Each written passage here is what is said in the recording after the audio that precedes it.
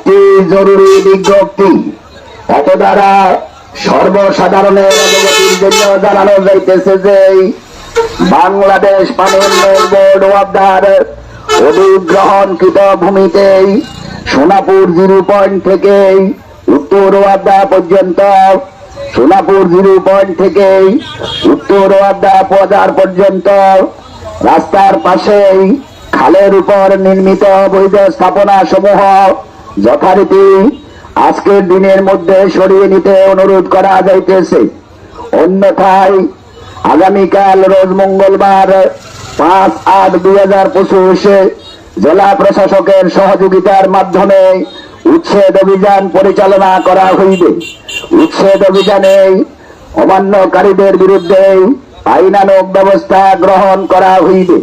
আদেশক্রমে নির্বাহী প্রকৌশলী, বাংলাদেশ পানি উন্নয়ন বোর্ড, নোয়াখালী।